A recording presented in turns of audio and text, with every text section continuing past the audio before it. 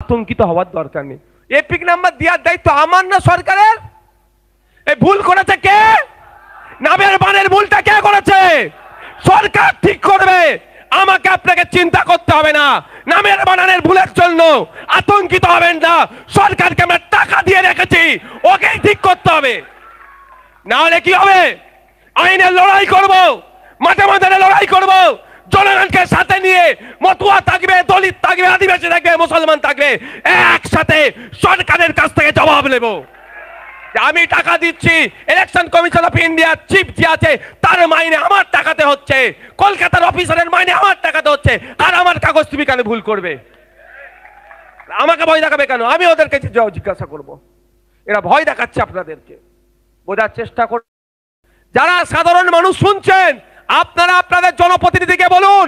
আমার ভিডিও যারা শুনছেন তাদেরকে বলবো, আপনারা আপনাদের জনপ্রতিনিধিকে বলুন। সেই বিজেপি হতে পারে, তৃণমূল হতে পারে, সিপিএম হতে পারে, আইএসএফ হতে পারে, কংগ্রেস হতে পারে, অন্য কোনো দল হতে পারে। আপনারা আপনাদের জনপ্রতিনিধিকে বলুন 2002 এর ভোটার লিস্টের খোঁজে আমাকে বার করে দাও। ভোটের সময় গেছে কাকা জ্যাঠা মামা চাচা মাসি পিসি বলে ভোটটা নিলে, ফুফু খালা করে ভোটটা নিয়েছো। আজকে আমি বিপদে আছি, আমাকে তুমি গল্প শোনাচ্ছ, অনলাইন থেকে বার করে নাও। ও গল্প যদি আমাকে তুমি এখন শোনাও, তুমি যখন 2026-এ ভোট চাইতে আসবে, তোমাকেও কিন্তু আমি অনলাইনে ভোট দেওয়ার কথা বলবো। গতকালকে নটোরিয়াস ক্রিমিনাল একটা বক্তব্য দিচ্ছিল, একটু ভিডিও কাটিং একজন আমাকে পাঠিয়ে বললো, ভাই এটা সত্য কথা বলছে। ওই নটোরিয়াস ক্রিমিনাল মানুষের মনে আতঙ্ক ঢুকাচ্ছে। বলছে বক্তব্যতে, যারা বাইরে থাকে 1 মাসের মধ্যে ডেকে নাও, কাউকে ডাকার প্রয়োজন নাই, কাউকে ডাকার প্রয়োজন নাই। যে যেখানে আছে সে সেখান থেকেই চাইলে অনলাইনে ফিল আপ করতে পারে, বা তার পরিবারের কেউ ফিল আপ করে সই করে জমা দিলে তার রিসিপ্ট লাগলে তার কাজটা হয়ে যাবে। কেন আতঙ্কিত করছে নটোরিয়াস ক্রিমিনালটা? ডেকে নিয়ে আসবে, আসা যাতায়াতে 2,500, 4,000, 5,000 টাকা যাতায়াত খরচ ওই নটোরিয়াস ক্রিমিনালটা দেবে নাকি? তাহলে মানুষ অপারেশন করতে চাইছো, কিচ্ছু জানে না, বোঝার চেষ্টাও করেনি। ও চোরেদের সাথে, গুন্ডাদের সাথে, মস্তানদের সাথে, তোলাবাজদের সাথে উঠা বসা করে, মাথাটাও গেছে। ও নিজেও তো একটা কুখ্যাত।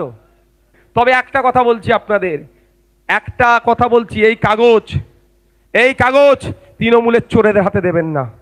এটা আমি জোর গলায় বলে যাচ্ছি, ওই চোরেদের হাতে দেবেন না। আপনার ভোট কি আমি বোঝা মুশকিল। সহযোগিতা করতে আসবে নেবেন, তৃণমূলের লোক সহযোগিতা করতে আসলে নেবেন নাই বলবো না, কাগজ দেবেন না। যদি বলে বাবু দাও আমি জমা করে দেবো, একদম ওই চক্করে পড়বেন না।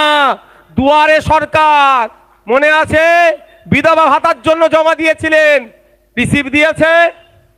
এখন আপনাকে অনেকে বলে আবাস যোজনার জন্য কাগজ বুলাকে গিয়ে জমা দিয়ে এসেছিলেন, খেয়াল আছে তো? বলে বাক্সে ফেলে দাও, রিসিভ দিয়েছে। কারা কারা অ্যাপ্লিকেশন করেছে জানতে পারলেন না।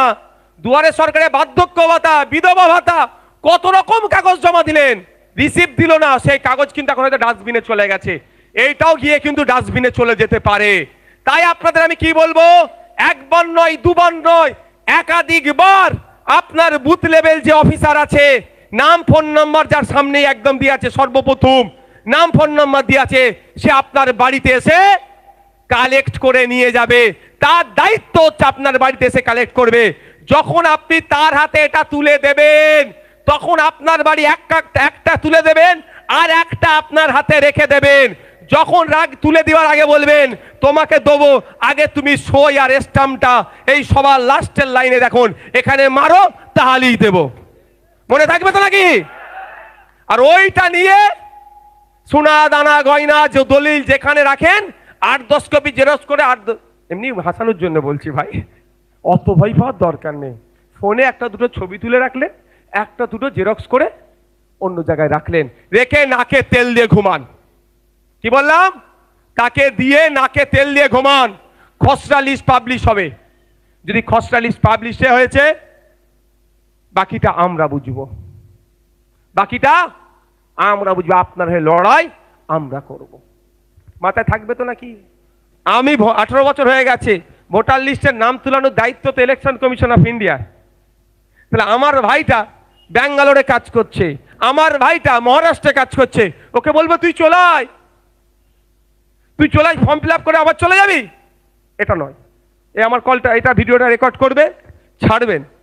যদি এই ধরনের কোনো নির্দেশনা থাকে যে এসে তাকে ফিল আপ করতে হবে, তাহলে আমাকে প্রমাণ করতে পারলে আমি স্টেজে উঠে ভুল স্বীকার করে নেব।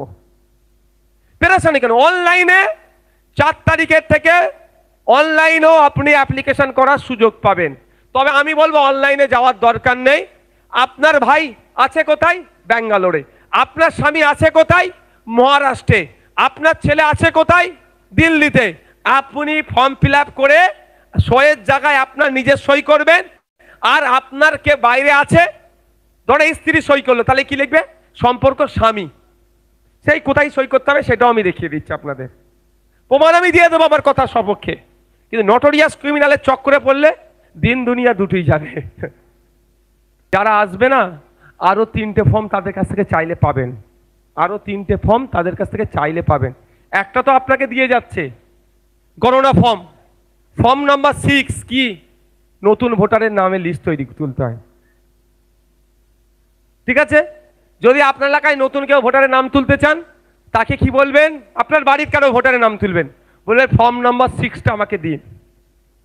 ফর্ম নাম্বার 7 তারা নিয়ে ঘুরবে, আমাদের মধ্যে তো অনেক ভোটার মারা গেছে, এটা ফিল আপ করবে তারা। ফর্ম নাম্বার 8 কি? ফর্ম নাম্বার 8 কি? সংশোধনীর জন্য।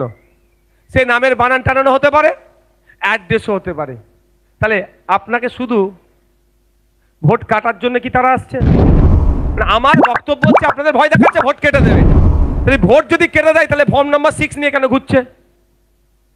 কেন ঘুরবে ভাই? এটা তো নতুন ভোটার লিস্টে নাম তোলার জন্য। আপনার এলাকার একটা ছেলে 18 বছর বয়স হয়ে গিয়েছে, ভোটার লিস্টে নাম ওঠেনি, তারও তো ভোটার লিস্টে নাম তোলার জন্য এটা নিয়ে ঘুরছে। কিন্তু যদি ভোট কাটারই কাজে বেরোয়, তাহলে এটা নেবে কেন ভাই? বলুন আপনারা। আমাদেরকে ভুল বোঝাচ্ছে কে?